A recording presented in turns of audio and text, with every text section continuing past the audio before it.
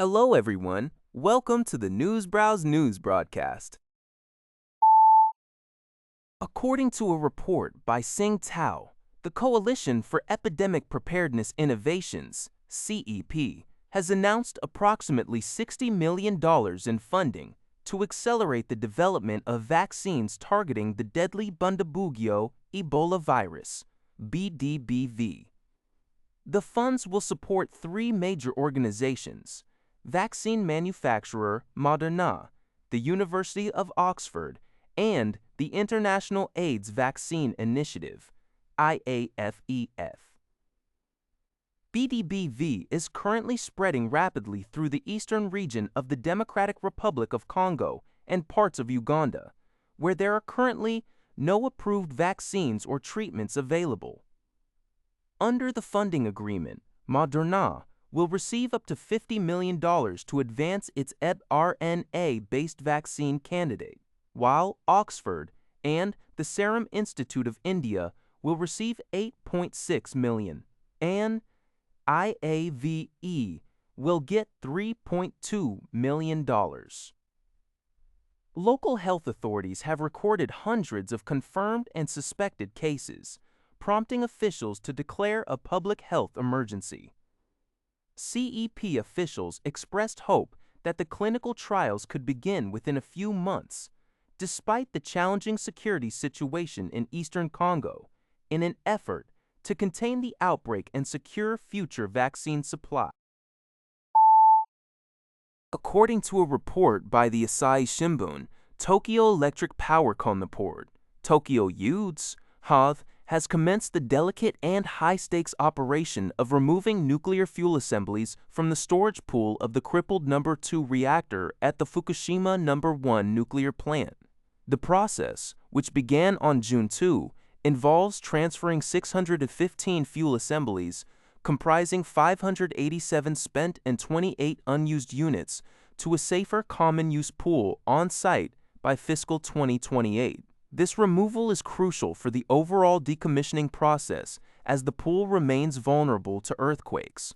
Unlike other reactors at the site, the No. 2 building did not suffer a hydrogen explosion, keeping its upper structure intact but trapping high levels of radiation inside. Consequently, TEPCO is utilizing a remotely operated crane inserted through a newly cut wall opening, controlled from a separate building.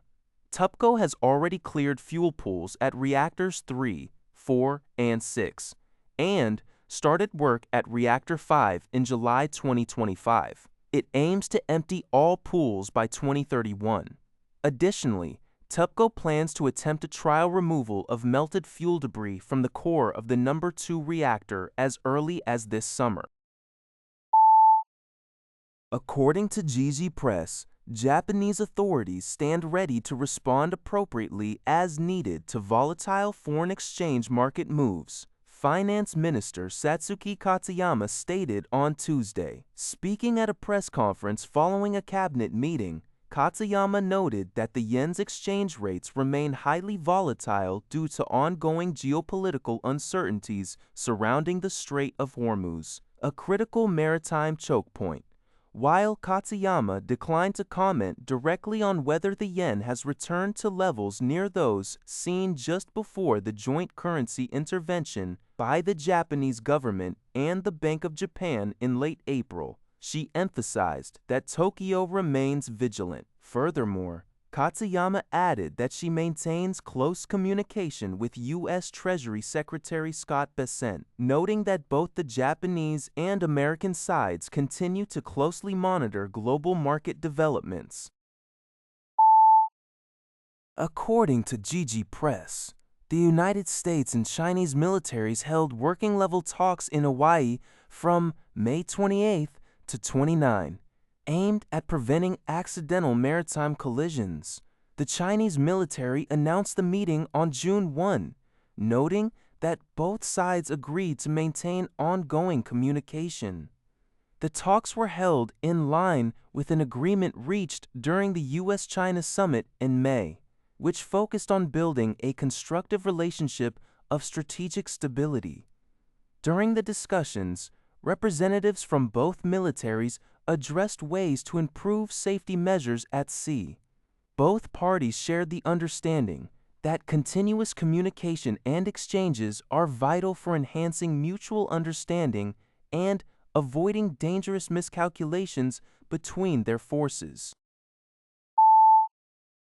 According to NHK, Cheng Li-woon, chairperson of Taiwan's largest opposition party, the Kuomintang KMT, departed on June 1 for a 2-week visit to the United States. During her trip, Cheng is scheduled to visit New York and Washington, D.C., where she will meet with U.S. lawmakers and deliver speeches at local think tanks. Prior to her departure, Cheng held a press conference in Taipei, stating her intention to convey the KMT's stance to U.S. officials that cross-strait peace and stability must be maintained through active dialogue and exchange with mainland China.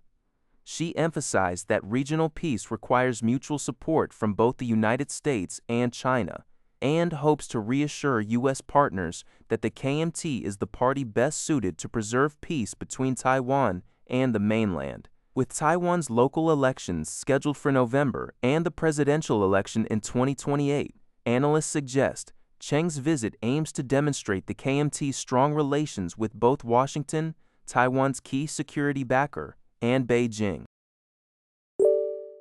That's all for this video. Thank you for watching. See you in the next video.